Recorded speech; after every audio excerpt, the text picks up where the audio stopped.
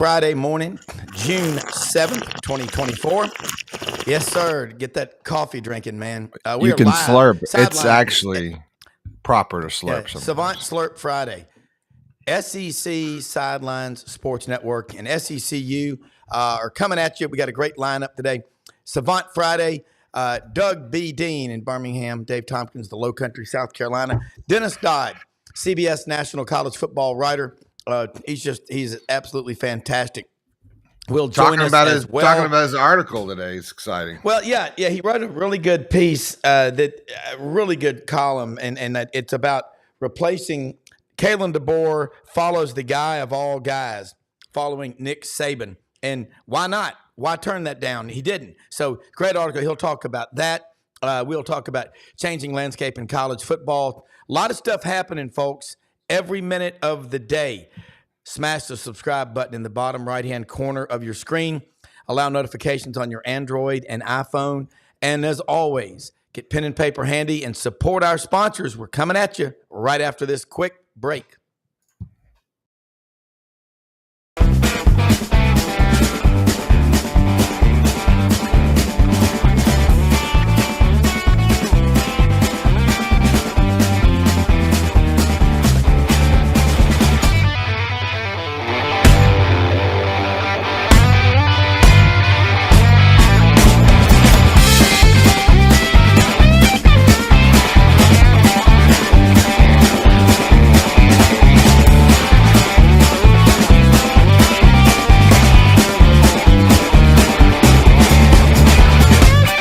Sidelines with Rob Browne. Talk sporty to me.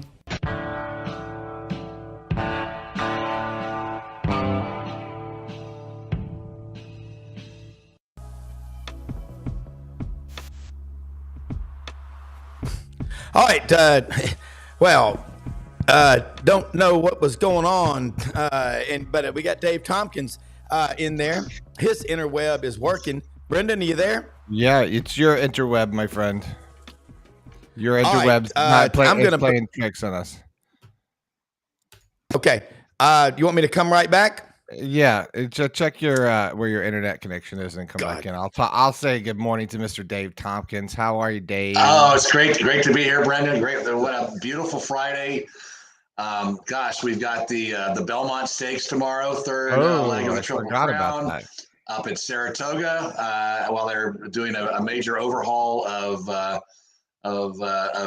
Belmont, so that's fantastic. I've heard that. The Memorial Golf Tournament in Columbus, Ohio, or I guess Dublin, Ohio, which is the suburb of Columbus, got a great leaderboard, and we got a live golf tournament in Houston as we look ahead to the U.S. Open next week at Pinehurst, number 2. Now, have you been out to any live golf tournaments? Have you seen any of those? I have not. I want to. I mean, it's just kind of a spectacle, and I want to say that I saw one. So, yeah. Well, I want to go. Was it? I mean, obviously, it was a little bit different. I've been to 1,000 golf tournaments, but just more hoopla, more stuff, more free music, stuff, more tents, loud, shorts.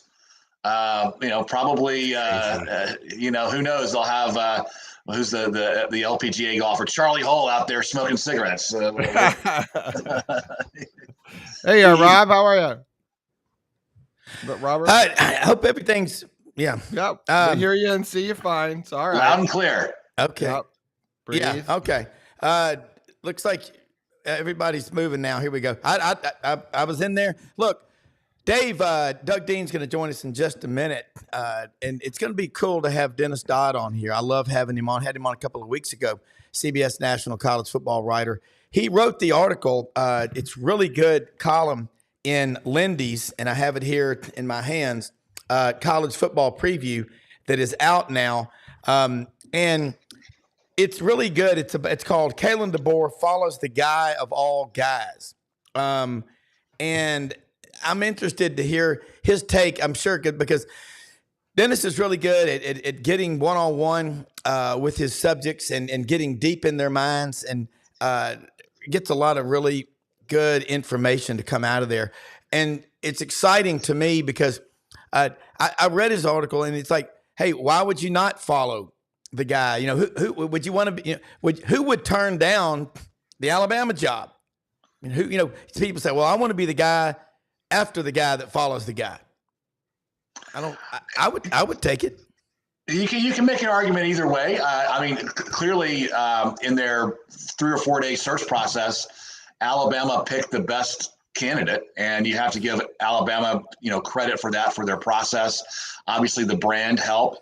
Kalen's got some stones following Coach Saban, but he's demonstrated the stones, you know, already in his, you know, more brief career, particularly with the job he did at Washington. I mean, I think it's just one of so many storylines leading up to SEC football this fall. This is just going to be a fascinating year, and it's what an honor to have Dennis Dodd on our show.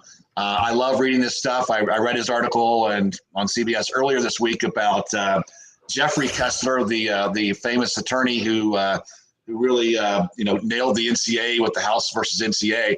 I did wonder whether Jeffrey had any relation to Walker Kessler, but I don't think so. Walker being the 7'1" version of Quentin Tarantino. Yeah, there's no, looks like connection lost on. Can everybody see me?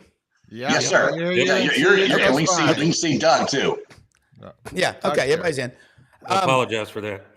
Yeah, I don't know what's going on today, man. I mean, good golly. I do not know what is happening, but,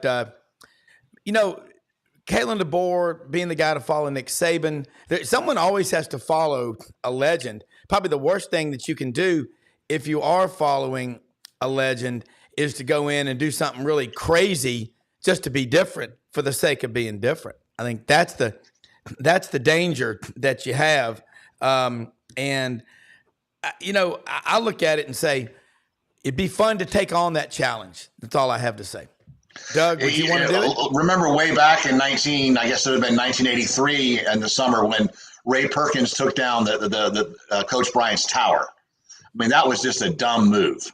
And I don't see Kalen doing anything like that. So he will be different to the legend that is Coach Saban, but he will create his own program, and I think he's going to be successful.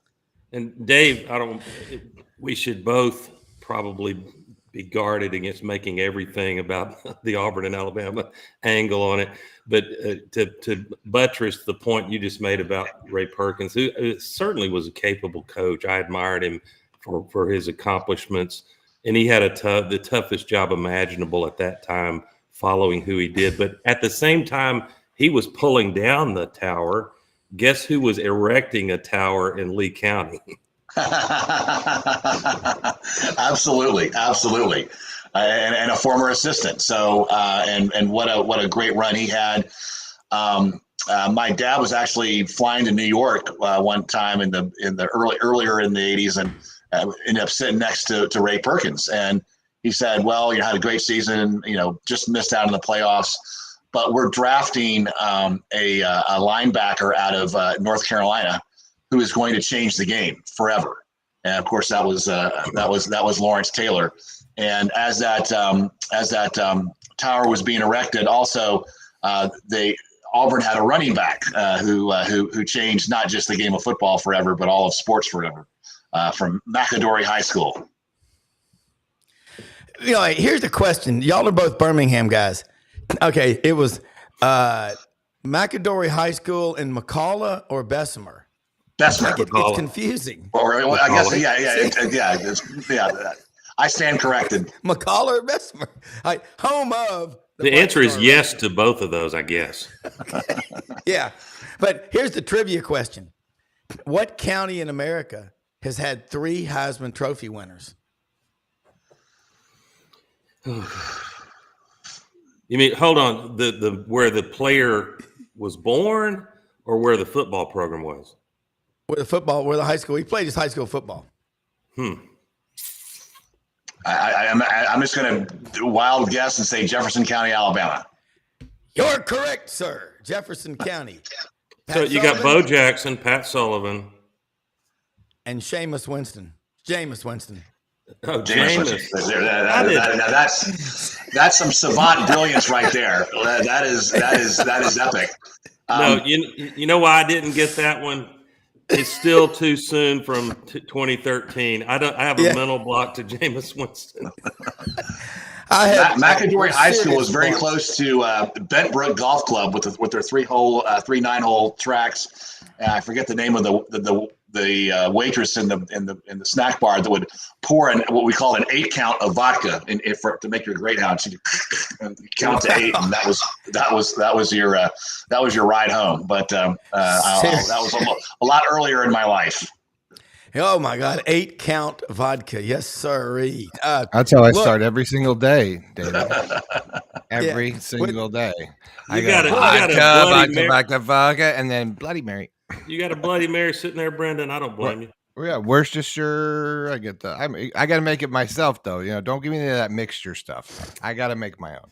Yeah, and I hate the concoctions where they put clam cocktail. Don't ruin it. Don't ruin it. Please. Stop. I learned to make my Bloody Marys as a Sigma Chi at the University of Northern Colorado in big giant buckets, those water buckets, and we had a recipe. We had to follow it exactly. We had a big giant stick, and that's how we started. That's how I learned to make the best Bloody Marys that you can make. Hey, you don't mess around with it. Fellow savants, Robin and Dave. And Brenden can claim savant status. We're all kind of pompous to use that term to begin with. But do y'all agree with me? Brenden Martin, he looks like a producer. He looks like he should be producing records in a studio, man. Yeah. You got the vibe, man. If anyone's fit their job, probably like where they're supposed to be, it's me. I mean, I wake up looking like a producer. I produce my child. My child, I'm like, we got 30 seconds, child, to get in that car, and I'm counting. Let's go. Let's go. Backtracking. We got Cool Cat producer and the savants. That's our. Well, you walk around in the newsroom. The producer will walk around in the newsroom in TV. I always remember this. She'd have a clipboard, and it would be going back 30 minutes from the end of the newscast. You'd have a minute 40 for this package. A couple of seconds here for the anchors to go. Great story, Doug. Now to the weather with Dave Tompkins. Huge low pressure front coming in here. Sports coming up with Brenden Martin. Gators on a roll as they beat Miami 56-3.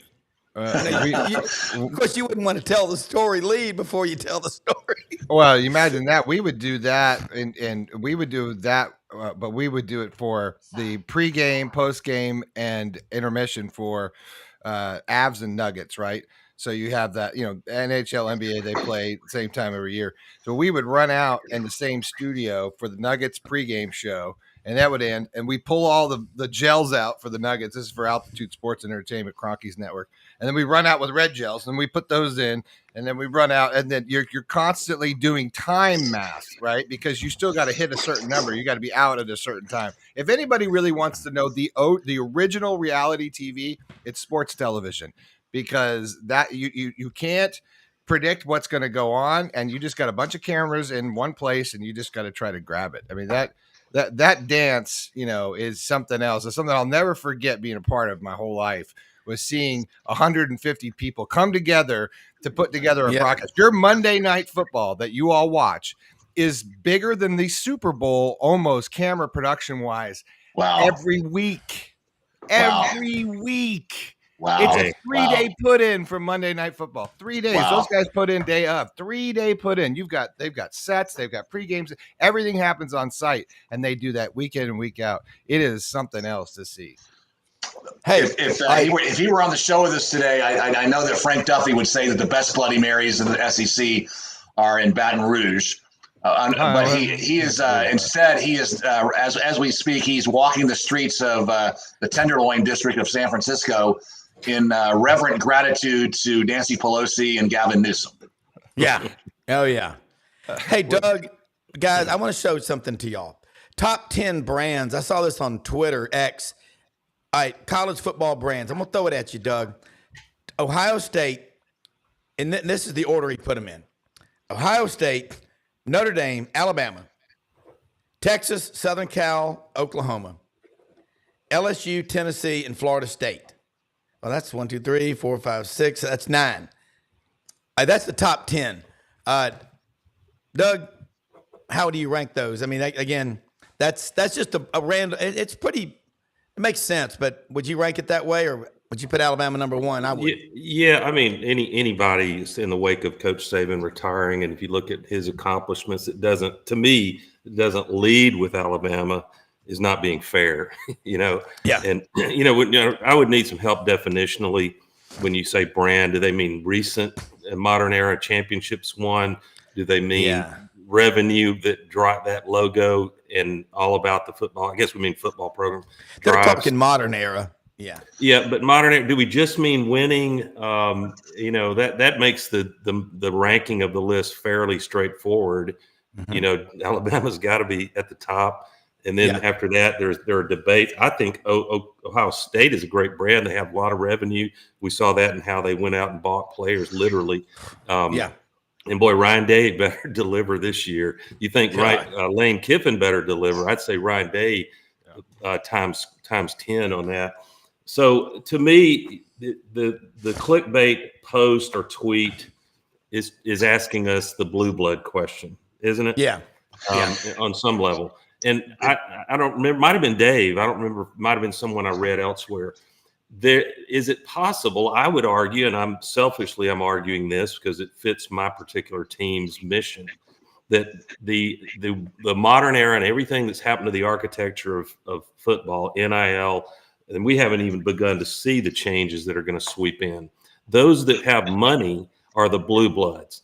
You don't have to have one of those. It's great if you have that tradition in history, and I would sell it if I were one of those 10. The usual suspects, we'll call them, those of us who are envious and bitter. But I think you can almost overnight nullify like this jury in Delaware is likely to do later today or tomorrow. You can nullify the evidence, but by virtue of money and commitment to the NIL collective, and you see programs rising up and doing that. So the list is interesting. Those fan bases are going to love it. It's good water cooler debate. It's good clickbait. But I think what we're going to see in the 12-team playoff is the virtual irrelevance of that listing with a few teams and Ole Miss might be one of those. Yeah. Well, how about? Well, first, I think no one on that list doesn't deserve to be on the list. I mean, they're all deserving. Yeah. I don't think I heard Michigan. And how do you have Ohio State and not Michigan? Especially after Michigan. Year. I'm sorry, Michigan. That's the one I couldn't remember. Okay, Michigan was the other one. Okay. No Georgia on there. No Georgia, no Florida, no Tennessee, no Auburn. Come on. Yeah, well, here's what they have. Honorable mention. Auburn doesn't belong on there. Georgia probably does. I would guess so. Yeah, what they have is honorable mention. They have Miami and the University of Florida, Oregon, Nebraska, Auburn, Penn State, Texas A&M, and Clemson. Now, I don't agree on the A&M. Because A&M is because they've got so much money. But I'm going to throw something, and I see a comment here from Kerry Jones up in Lebanon, Tennessee. Auburn's a bigger brand than FSU in Tennessee. Michigan should be in the top 5. Here's what I was going to point out. When it was announced that Texas and OU were coming to the SEC in July of 21, Wall Street Journal ranked their brands in the SEC, okay? And they did that, and they ranked Texas at that time $1.18 billion. Alabama, $1.008 billion. Third was Georgia at $972 million. Fourth was Oklahoma at $927 million. And fifth was Auburn at $872 million. Interesting. Yeah, so it's a good topic, but carry on. Let me ask it differently. I'm probably, Dave, I plead guilty that I'm being manipulative. It's what we do on here, right? Yes. Ask it this way, Rob and Dave. As we enter the 2024 season, and especially the critical transformational, let's say 5 years between next year and through 2030, arbitrary time period, would you rather have the strategic advantage of one of these traditional blue bloods in your ranking? I mean, there's no harm done. It's certainly helpful to have that. Would you rather be that, or would you rather be flush with NIL cash and leadership in your program that is really committed to how the new model works. I would take the latter. The latter. Yeah, that ranking that Rob provided is going to be changed by the time of the next TV deal. Yeah.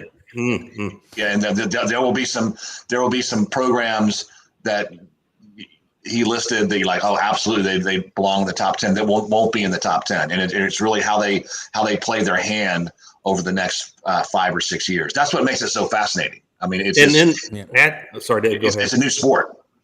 Yeah. So, and then kind of extend the conversation or debate here in another way, which as we enter we're going to have unlimited transfers. Nobody's answered. I guess you can't.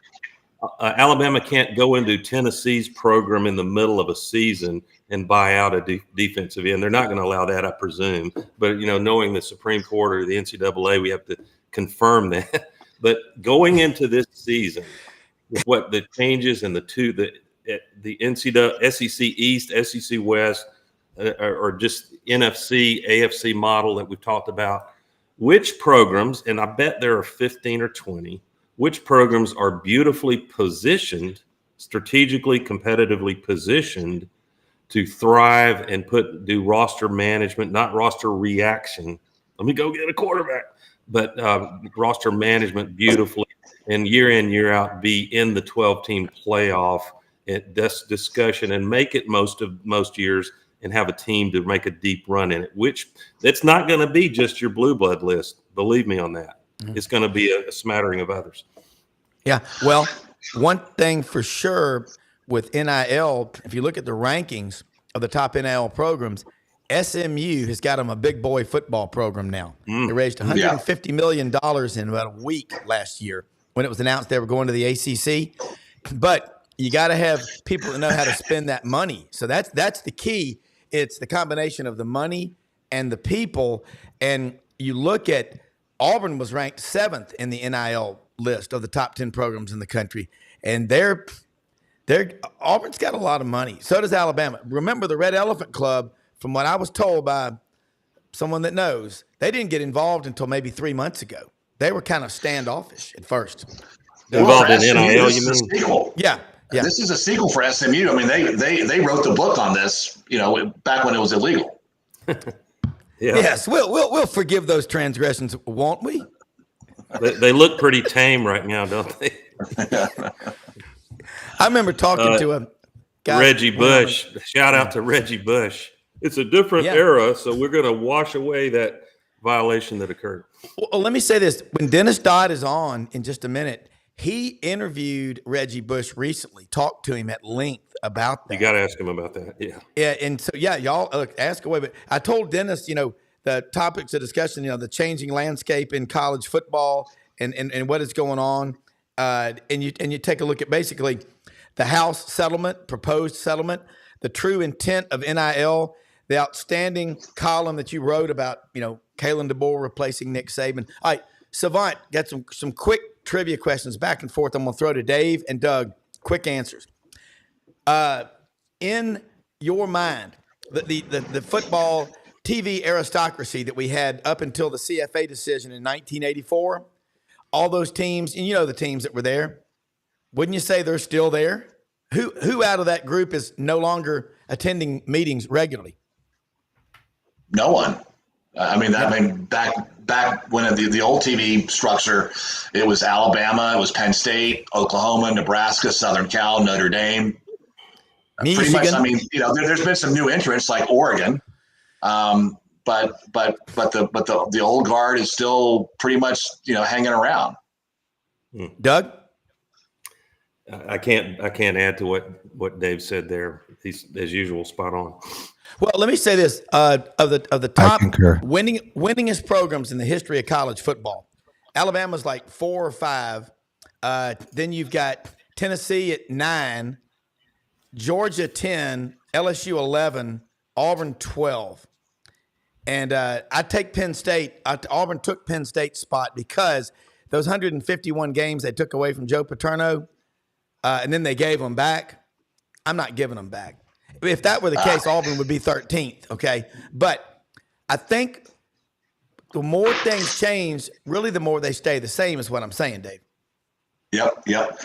I tell you what, change the subject just a little bit. I tell you what really sucks is that the NFL did not move their games from December 21st, the first round of the playoffs. There's 3 first-round games on the 21st on Saturday.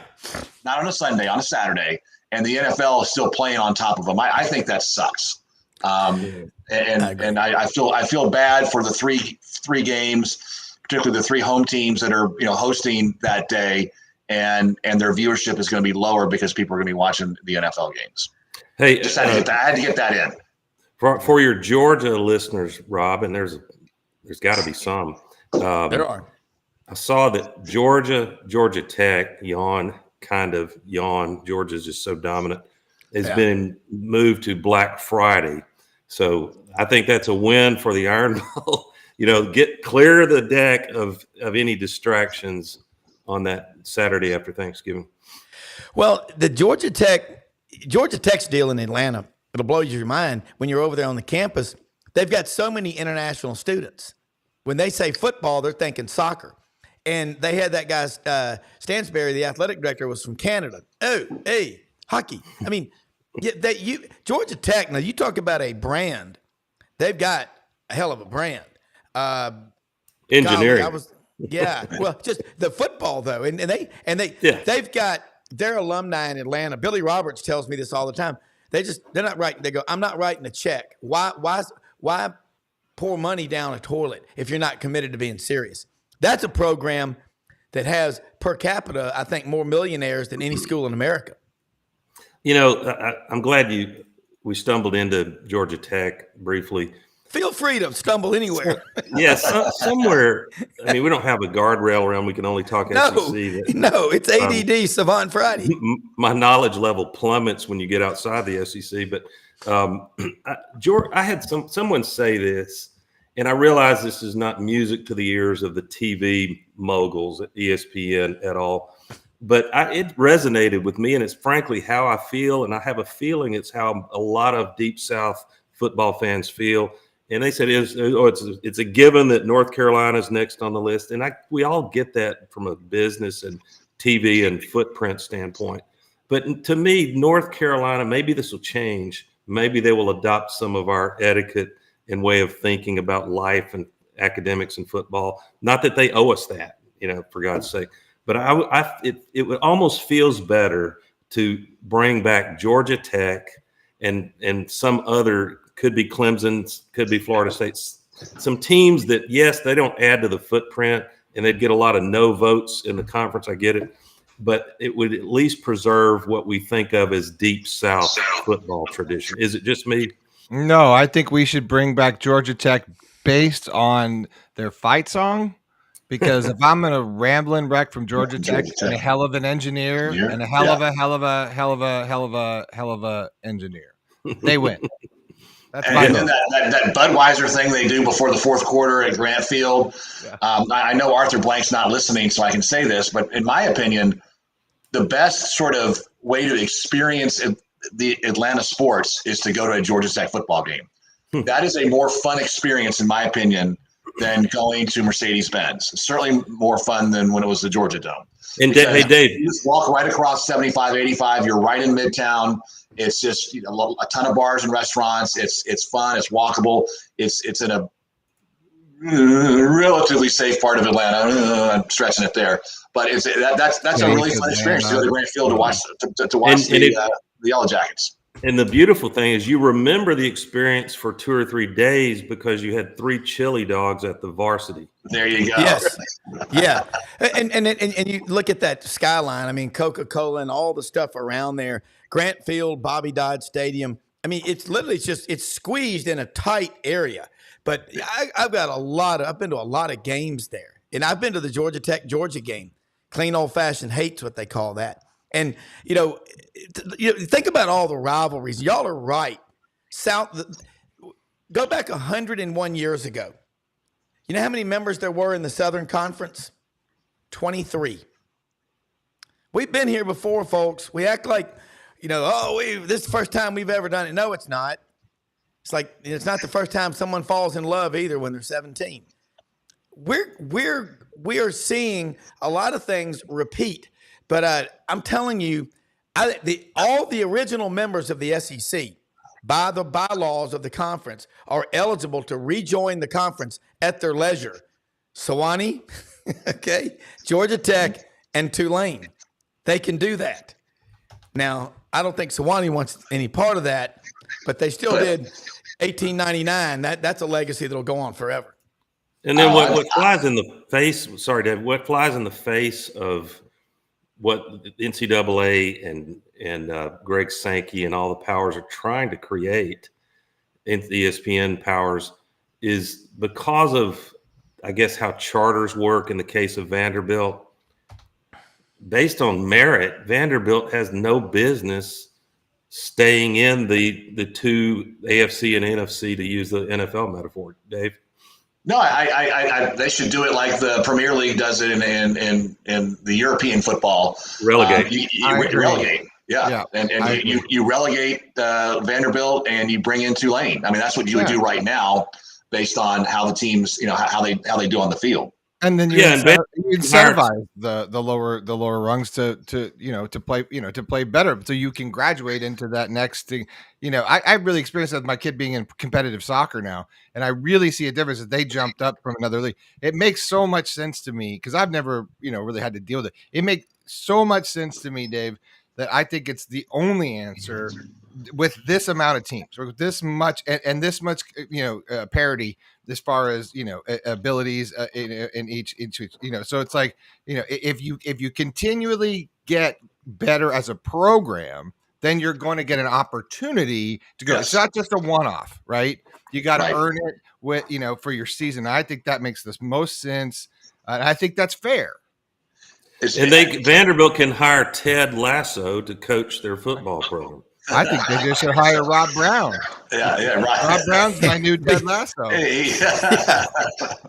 Rob being a big fan with the changing culture at Vanderbilt University. Yes, that homecoming court was enough for me. Yeah, hey exactly. Guys, we always talk about coaching. This is going to have a heavy Birmingham flavor, but not college football. We talk about short list when some coach is on the hot seat. I'm not going to talk about your guy, Brenden. I wish Billy well. I will. I got all sorts of things to say. Hey, Dennis Dodd's here with us. He's checking in. I'm going to bring him in here real quick. Great. All right. But, let's go ahead and go to Dennis. Yeah.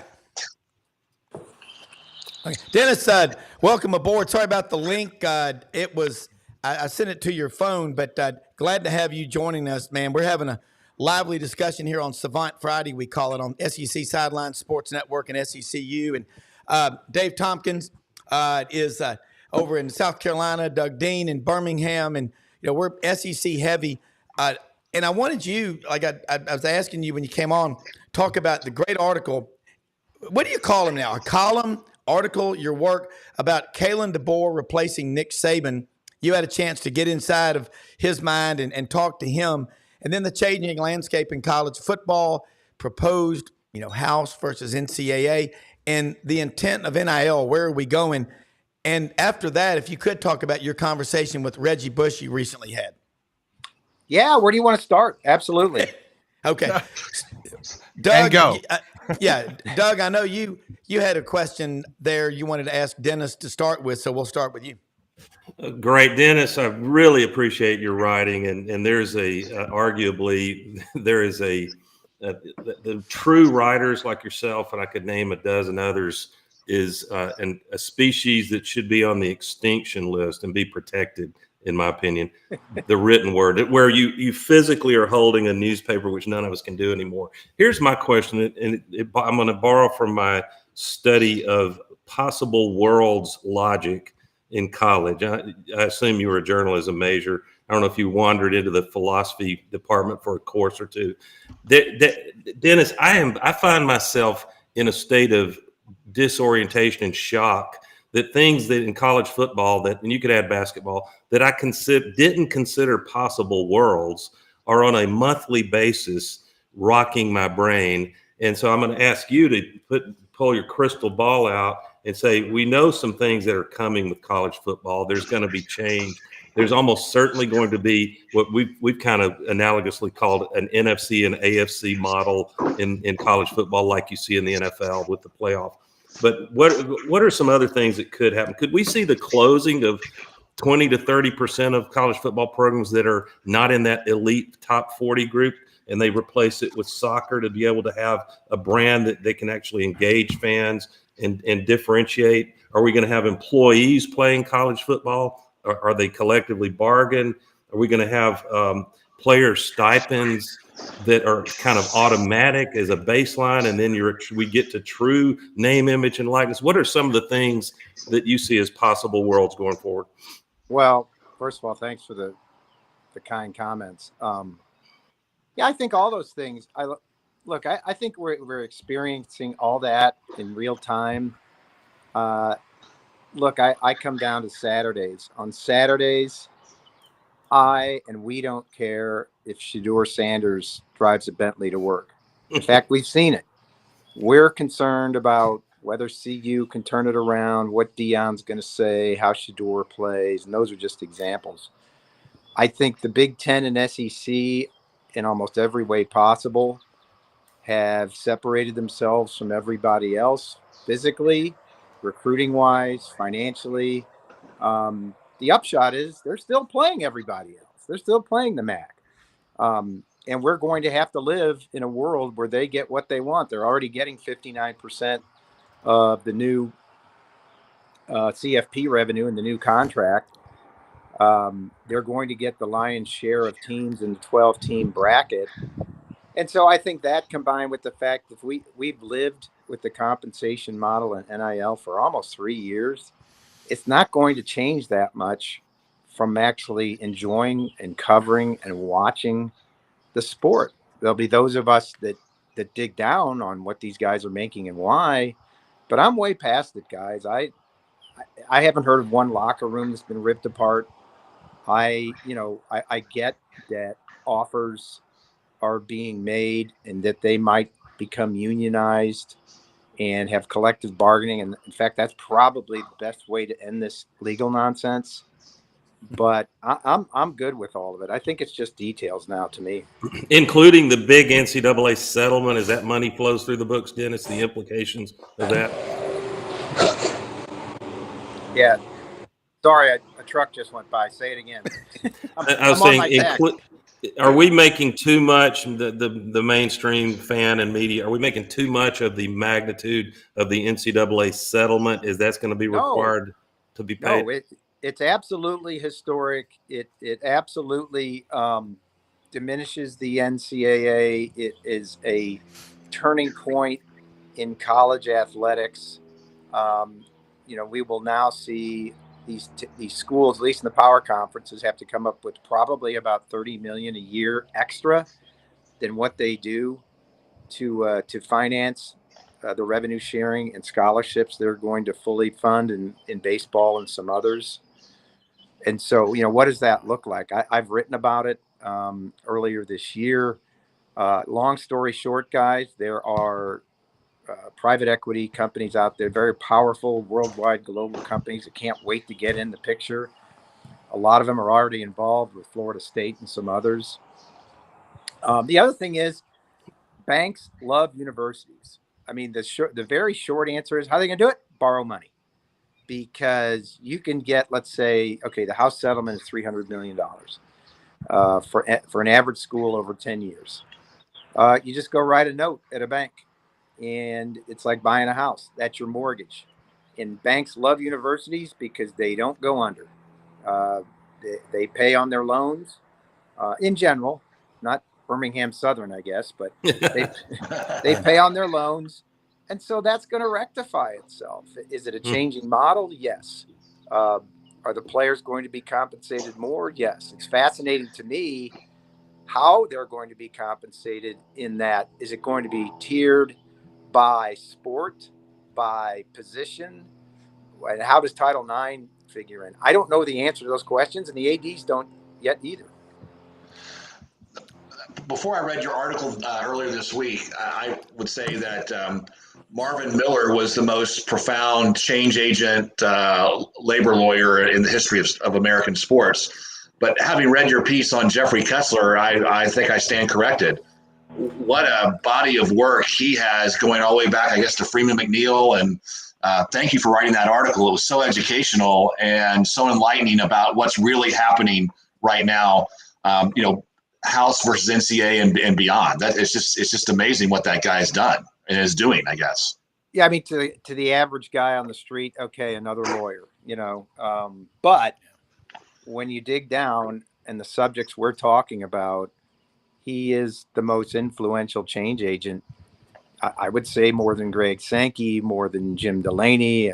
Anybody you want to name is the quote unquote most powerful person in college sports, at least in the last 15 years. He is the most impactful antitrust lawyer in the country at some point in his career. And he's 69 years old and shows no sign of slowing down, guys. New York guy.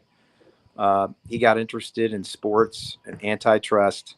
In 2014 at the Super Bowl, he got introduced to a kid named Martin Jenkins. You might remember him, cornerback for Clemson. Didn't do much, but agreed to become the lead plaintiff in some antitrust lawsuits against the NCAA and the power conference schools.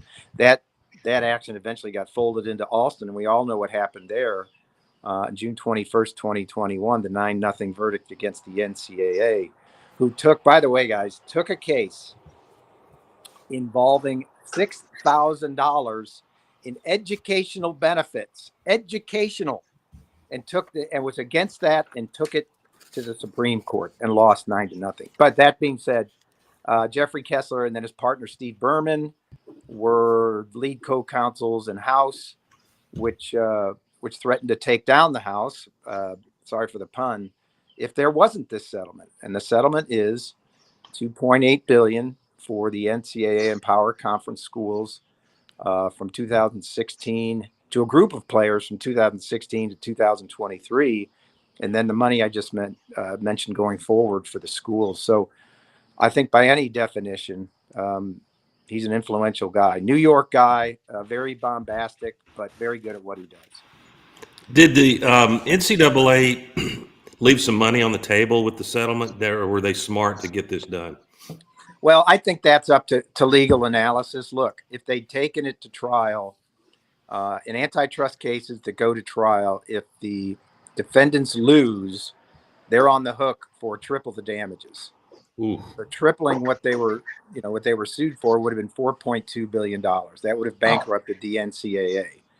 So I think any number short of that keeps the NCAA from being bankrupt is a good settlement. I mean, we can argue, should they have gotten more or less or whatever, but the NCAA had been down this road in 1999 when they had a restricted earnings case where they capped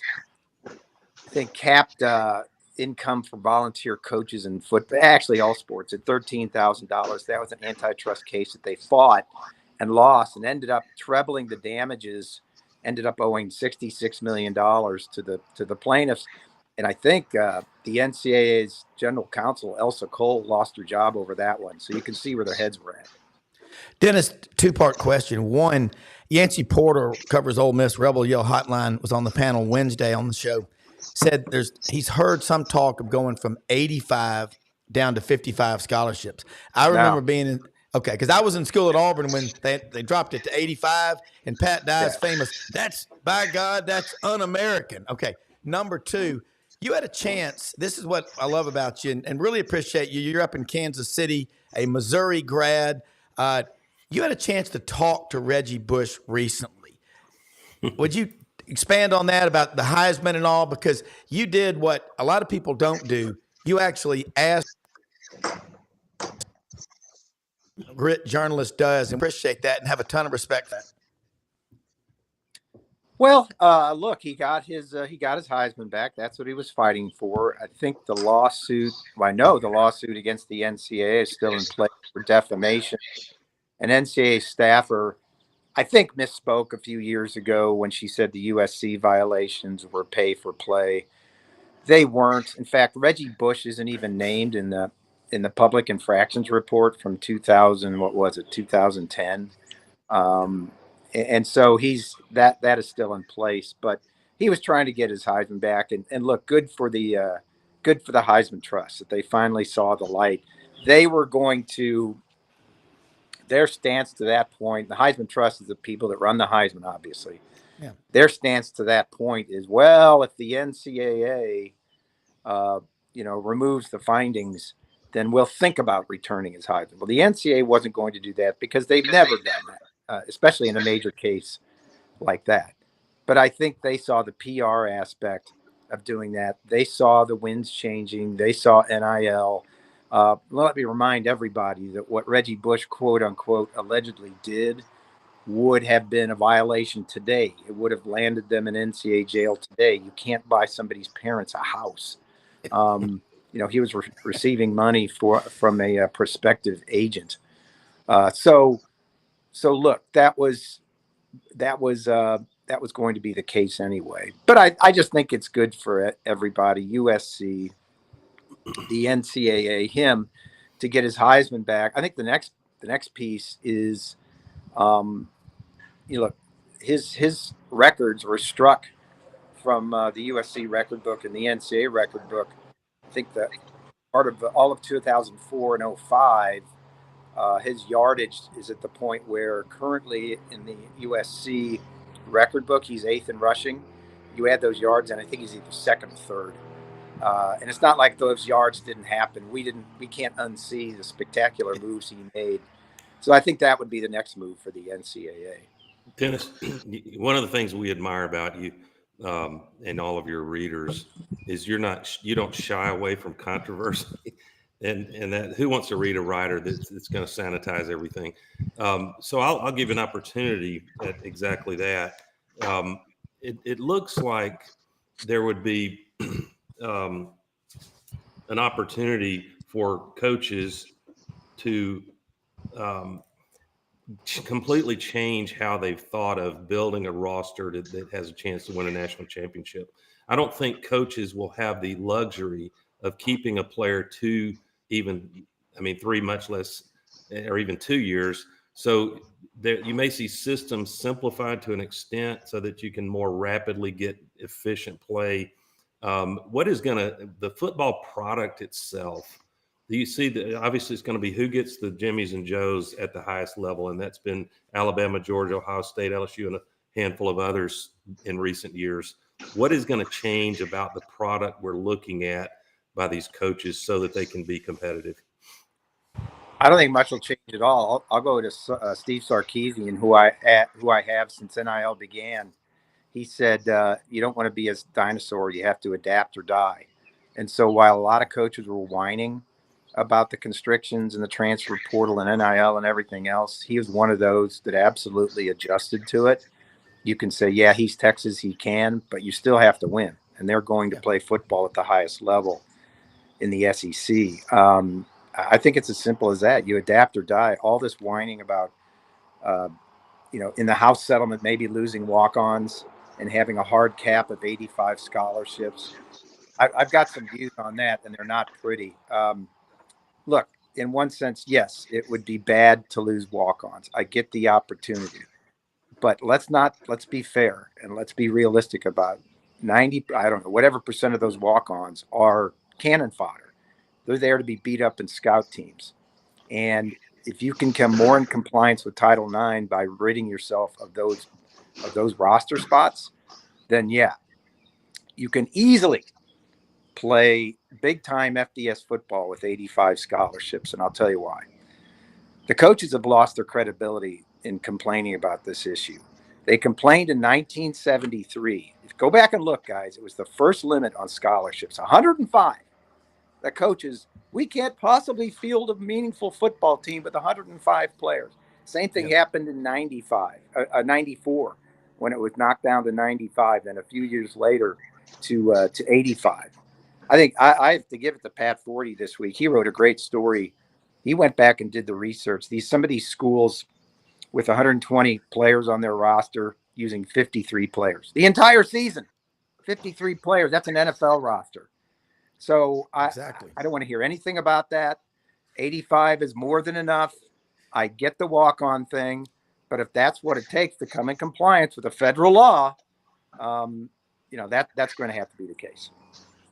I'm a Birmingham native, but in 1973, I was a 10-year-old in Overland Park, Kansas, attending Knoll Hills Elementary School. There you go. I would have gone to Shawnee Mission South, that you're probably familiar with. Just before you came on, we just started throwing around some harebrained ideas, and with the AFC, NFC for Big Ten, SEC. Does it get to the point where it becomes like the Premier League and European soccer, where there's actual relegation in and out of a conference? So Vanderbilt would be relegated out, and a Tulane would be relegated in. Does it ever go that far? I don't know. We saw the Super League proposal earlier this year, which was sort of dismissed out of hand by the power brokers. But I think it's a hell of an idea. I just think it's a hell of an idea for 2031, 2033, when all these TV contracts expire and everybody can unite. Because part of that, I guess, idea proposal was 8 divisions, the 8th division being a relegation division. And if you win it, you get into the big time with the top 70 or top 80 and able to compete for a championship. I hear a lot of good things from people who have seen it. I think that right now is a minor detail. As far as, NFC versus AFC, I think that's the larger issue. And yes, absolutely, that's a good comparison, because you have the top 2 leagues. And I just told you, they've de facto separated themselves financially, physically, recruiting-wise, TV, everything else. I think there's a huge rivalry developing between ESPN and Fox. Fox has the Big Ten in large part, and ESPN has the SEC. I think a game like Oklahoma, Texas is going to be incredibly more viewed and more influential now that it's in the SEC. You saw the fact that game was moved to the 2:30 Central Time slot from 11 o'clock for the first time in, I think, 14 years. Second time in 14 years. So that shows you the power of the SEC and the drawing power of those schools to get that more in the middle of the afternoon, in that prime afternoon time slot, to go, oh, by the way, head to head with CBS on their Big Ten game. So that's one example of the rivalry. And the benefit is the fans. I don't know if you guys, I'm sure you guys have noticed these brand on brand monster games that are lining up to not only start the season, but throughout the season, because a lot of them are conference games now. They never would have been played. Not to say never, but Michigan, Texas, Michigan, USC in I think the first month of the season. It's great game for the fans. LSU, Southern Cal. Absolutely. Now that's a neutral site game, but and I will challenge people to look at no matter what you think of Florida, look at Florida's schedule the next 2 years. I have been told by people that know more than me that it is pretty much the toughest schedule in the history of football.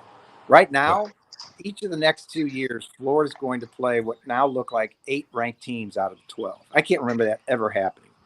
It's one of those times where they play both Miami and Florida State, plus an SEC schedule. Take a look at it. It's really tough. Yeah, and I've said recently, keep an eye on Florida versus UCF, which is early season. I'm not predicting that an upset, but Billy Napier may not make it to the following week if that one goes. It's unfair, the schedule he's got. Yeah, with KJ Jefferson, who I think is made for Gus Malzahn's offense. Yeah. Dennis, more controversy. We're going to make you a hypothetical czar of college football, commissioner, and you got to answer. You can't evade this question. All right. What are you going to do with that operation, that expensive operation in Indianapolis called the NCAA? Does compliance and enforcement and sanctions even mean much anymore in the new landscape? And isn't that with this settlement flowing through and what they make from March Madness, don't you arguably need to dramatically scale back the size and operating cost of the NCAA? Yeah, that's a great question. In fact, I've seen reference to that in the House settlement, and I'll be honest, I don't know exactly what that means, where maybe the schools would take enforcement in-house. And I'm going to Vegas this next week for the athletic directors convention. I think that's a perfect time to dig down on something like that. Yeah, but to your large, and again, I don't know the answer to that right now. I think an answer to your larger question, I think the NCAA throws a heck of a party in March, and that's what they do right now. And there's nothing wrong with that. I think them that. The schools and the power brokers and everybody else want it that way. Could the power schools do it themselves? Absolutely. I think it'd be very complicating and winding everything, but they could do it. But they sponsor, what is it? Is it 89? I think 89 championships. And from all reports, they do a hell of a job from whatever, from rifle to the Final Four. You don't hear many complaints. Softball, you see what ESPN has done as part of that contract, taking on the minor sports. Softball, women's basketball, you could spend the next hour talking about what's happened there. It's now a legitimate party. I think the larger question, is it going to exist? Yes, just in a diminished state. Okay. Yeah, Dennis, I got to ask you another one. How much you're in Kansas City? I worked for A.G. Edwards for 8 years and spent a lot of time in St. Louis, down in Laclede's Landing. I love St. Louis and Kansas City. We go through there on the way out to South Dakota pheasant hunting. There's a lot of people out there and there's a lot of money between Kansas City and St. Louis. Let's say the Bush family. How involved are they in Mizzou athletics? Because I think about St. Louis has probably 35 suburbs alone. Now, they're really nice. There's, Ladue and Brentwood, all these suburbs. Where's the money coming from Missouri? Because they got a pretty cool NIL program. And, Eli Drinkowitz is from Alma, Arkansas, right near Fort Smith, right by the Fayetteville exit. Something happens at Arkansas, they're going to make a run at him. But kind of talk about that Mizzou NIL collective. That's a big deal. It's your school. A lot. Yeah. I mean, Missouri, a lot of it has come from the Walton family in the past because they were involved. I imagine Anheuser-Busch has been involved over the years. Donald Walsworth, who's got really old now, but has a big publishing firm out of Marceline, Missouri.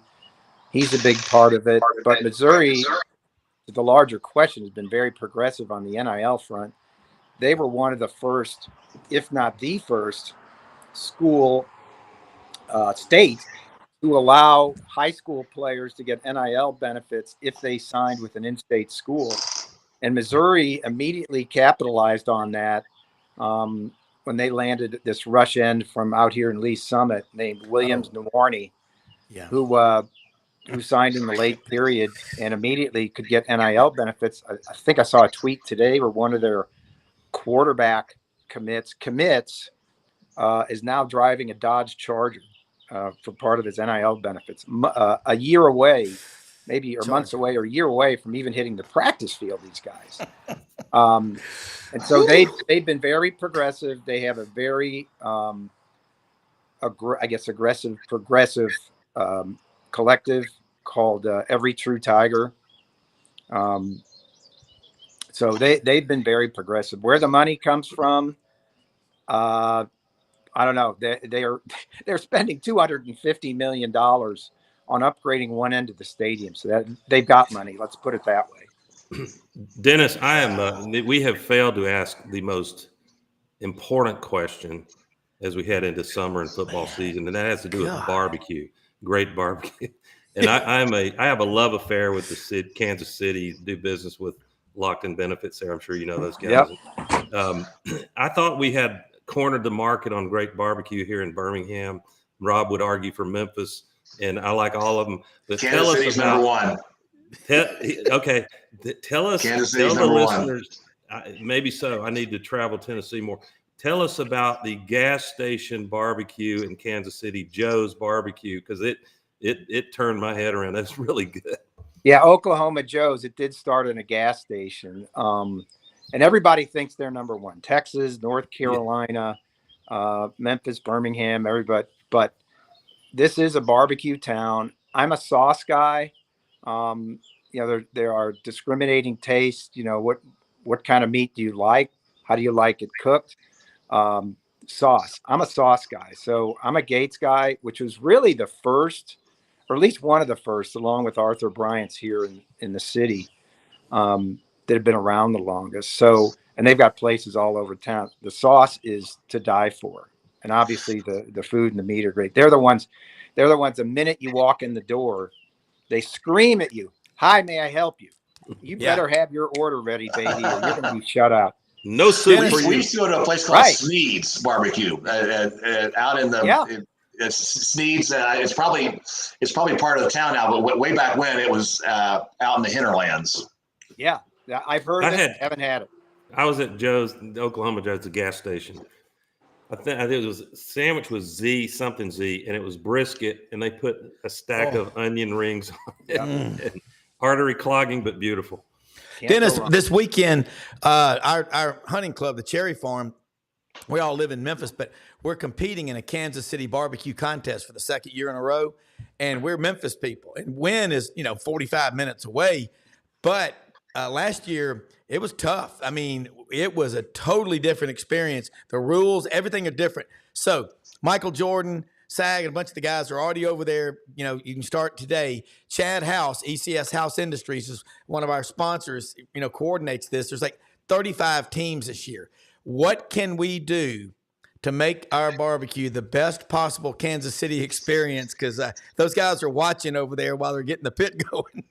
You're talking to absolute wrong guy. I can break down UAB's special teams, but I'm not a. I eat it. I don't cook it. Yeah. So hopefully we're going to do well. But Dennis, Rob, this is a Birmingham flavor. Let me quickly get this coaching name. We always talk about short list when a coach is on the hot seat. What's the short list? And I don't know. Maybe he's on some people's short list, but Skip Holtz right here in Birmingham on that UFL team, the Birmingham Stallions. All they're about to try to do this weekend, and I guess there are more games after that, is go 3 in a row. And I realize that's a smaller league, but the guy can coach, and he should be on some college short list, in my opinion. His name still comes up for various jobs. How old is Skip? I'll find out. Sorry. I mean, he's not an old man, but late 50s, I think. Yeah, so he's basically, in the prime of his coaching 60. career, but he's had 60.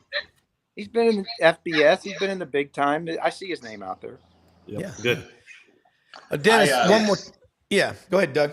I grew up worshiping George Brett, Amos Otis, Fred Patek, John Mayberry, Paul Splittorff.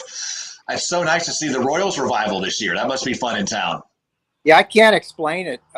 Their offense, last time I checked, was, I think, 3rd in the American League in runs scored, and maybe 5th in Major League Baseball.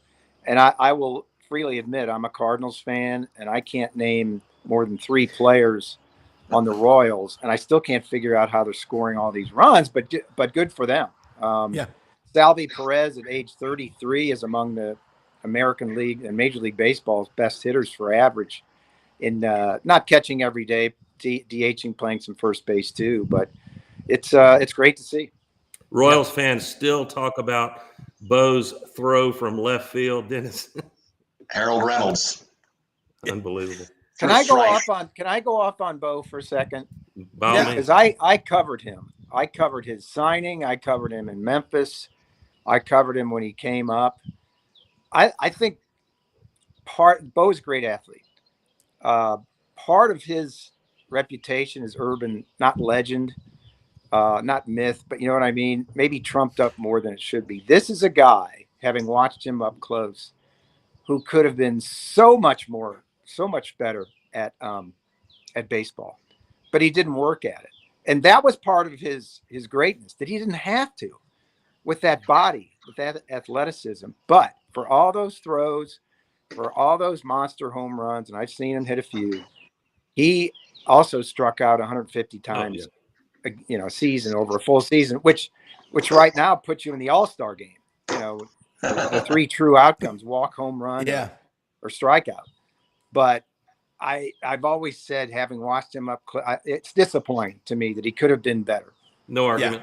No argument. Dennis, listen, I know you've got a big day ahead of you, and I look forward to seeing you at SEC Media Days. Are we all going to be required to do this when we walk into the Dallas Downtown Omni for Texas? Because it's going to be a different atmosphere. But close out your closing comments and let people know how they can follow you. Because, folks, if you love college football, you need to be reading Dennis Dodd. He will make you think, and that's what great writers do. And we're blessed and look forward to your next visit. Yeah, real easy. CBSSports.com. Available on the X or Twitter at Dennis Dodd CBS. And I'm not making reels for Instagram just yet. My European vacation, so I'm not on Instagram. All right, look, thanks so much, and we'll see you out in Dallas. That's going to be here before we know it. It's hard to believe that SEC Media Day is coming up and stuff, but great stuff. Dave, Doug, hang on a second. We'll close out and get Dennis. Dennis has been great stuff. I love it. Thank you so much, Dennis. Thank you. Thanks, guys. Hey, great questions by y'all, and I can tell Doug does this. I lean back, but I think this mic picks up everywhere. But that's what I like. I'm just kind of a traffic cop on this. I think the coolest thing is what he said. I didn't know this. Missouri putting $250 million into just one of the end zones. So you learn something new. Yeah. Look out for Missouri. That's one of the ones where I think that could be a come out of nowhere. You talked about, the I-70, corridor from, Kansas City on one end, St. Louis on the other, all that money, all that Dennis is talking about, and a real desire there to belong. The Chiefs won Super Bowl III back in 1970, and all those years that intervened is that they just wanted to be back. They wanted to be relevant again. The same applies in college basketball with Missouri and wanting to compete with Kansas. And the same applies in football with Missouri wanting to be, somebody in the SEC. Yeah. Doug, you're talking about Skip Holtz. He was, I think he was a fraternity brother with a friend of mine at University of Minnesota. So that's why I figured he was late 50s, maybe 60 something. But I'm looking around in this conversation today. The NCAA, they do 91 national championships. Football is its own separate deal. Then there's the basketball March Madness, which makes $1 billion plus. After that, the second most profitable is the Men's College World Series. But you know what the takeaway has been? And I've got, Hallie, and I've got Mallory on the team now too, and then Wilson and Max, 2 boys, 2 girls. I think the takeaway, Doug Dean, as the father of 3 beautiful, great, smart daughters, is these women, what I saw in the College World Series in Oklahoma City, the way those Gator softball players were so emotional, and Tim Walton, their coach, they love their team, their school. They love the laundry. And they were signing autographs. Several people mentioned this last night on Buddy Martin's Orange and Blue Bloods, Thursday night on the Buddy Martin Show. Great show. They were signing autographs after they lost forever. These women, the men better wake up, because these women, it's in their blood. They're going to be moms one day. But they are putting on an out. And Doug, and Dave, you have been talking so much about Caitlin Clark. They are. You better wake up and follow what they are doing, because they're doing it the right way, Doug Dean. Yeah, and you hate to see, it's at least one point of view, not the only one, sort of some in the WNBA cannibalizing Caitlin out of envy or resentment. And what they should be doing is lifting her up, riding her coattail, riding that wave of excitement she creates. The notion that WNBA is not a powerful, profitable brand like it could be, that's easily disputed when you, like you said, when you look at college softball. My God, below college level, the following for softball in many programs surpasses men's college baseball. I may be exaggerating a little there, but it's got a cult following. So figure out what's entertaining, change the game. I don't know what it would take, but it's going to be, I think a lot of that's going to be what the future of women's sports, Olympic sports, is surely going to be affected. I'll wait and see whether that's positive or negative. by all of these changes at the college level. Yeah, people are starting to sort of take leave of the stopwatch and comparing men's and women's sports, and they're starting to look at things like technique, finesse, camaraderie, teamwork, and the girls are gaining and many sports passing the boys because of that. And go ahead. I'm sorry. Biology's biology, and the men will always win, with the stopwatch. But when you look at technique in basketball, golf, softball, lacrosse, name any sport, and I mean it's more and more people are watching the girls, and I think that's a trend that's going to keep going. And shame on me for not mentioning college gymnastics. When Rob, you know this, Friday nights when Suni Lee was going to be in the arena, there wasn't you couldn't get a seat. The football players would show up and cheer her. When Sarah Patterson had it rolling at Alabama, they packed the arenas. So I'm just tone deaf to people that say there's some kind of bias going on against women's sports. No, it's about the product and the brand. Go market it, create it, change it as you need to, and it's a field of dreams. And it's how you treat people. And the Olympics this year, I think, are going to be on fire. I think the ratings are going to go through the roof this year on the Olympics. Men's and women's sports, basketball, soccer, obviously track and field, swimming, gymnastics. It's going to be, to have it in Paris. It's going to be the most watched Olympics ever. And I think it's going to really change sports as much as, what's happening in college football that we talk about all the time is going to change sports. Well, what's happening too is coming up July 11th, 12th, and 13th, that the Ed Murphy Track and Field Classic in Memphis, July 11th, 12th, and 13th. Look it up, edmurphytrackclassic.com. There were 9 Olympians at a press conference earlier this week. They're coming from all over the world. I've known Eddie, my friend, since kindergarten. His dad was the SEC mile champion when he was classmates and roommates with Johnny Majors at Tennessee. And this is a monster event going to be held in Memphis. Eddie told me a couple of days ago, he said, I was at a meeting last year, 4 Florida coaches were there, track and field coaches. And you know what Mike Holloway has done with their track program? Men and women have won 13 national championships. It's unbelievable. You've got the interest in these sports, but you're right. You look at these women after these games, win or lose, it's in their mind, it's in their blood. They're over there signing autographs, and they're developing a following. And Doug, you mentioned it about Suni Lee and gymnastics meets at Auburn. I'm not kidding you. I've got friends that said, Browne, I paid $150, $175 for a ticket to gymnastics. They're scalping gymnastics tickets. Yeah, and not only that, I know y'all agree. Suni Lee may have been the singular example of actual name, image, and likeness, at least at Auburn, maybe much of the SEC. Yeah. Y'all are right. Look, great show, man. Absolutely love this Savant Friday. I almost misspelled it earlier. It's SAVANT, not SE. SEC Secavant. Duffy, we missed you, man. We missed your wit and aggressive humor, Duffy. I know, we did, man. Hey, great show. Have a great weekend, man. We're the most blessed people in the world. Go out, bless others with your gifts. You can't take them with you. Don't forget, Archbishop J. Peter Sarton, St. Paul Classic coming up September 23rd. I'll tell you more about it Monday. See you then. Thanks for watching. See you guys. All right.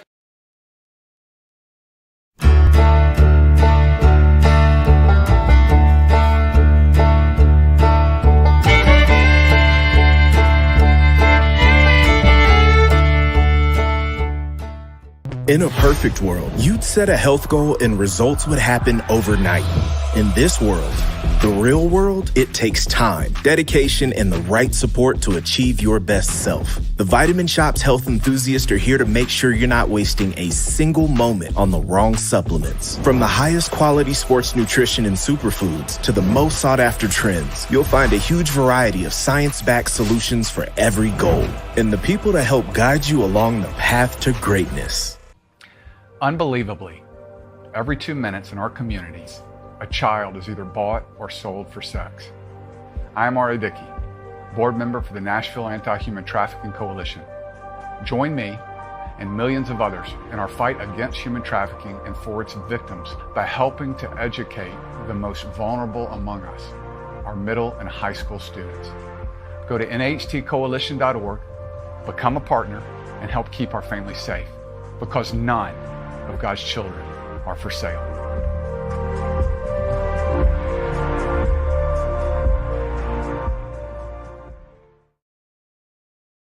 So important to shop local and to buy American. For 60 years, Hewlett & Dunn Boot and Clothing Company has been on the historic Collierville Square, and we strive to sell made in the USA products when available. With over 7,000 pairs of Western boots and work boots in stock for men and women, come and see our huge selection of clothing, jeans, and accessories from top brands made in the USA. Please support local business and come shop with us at Hewlett &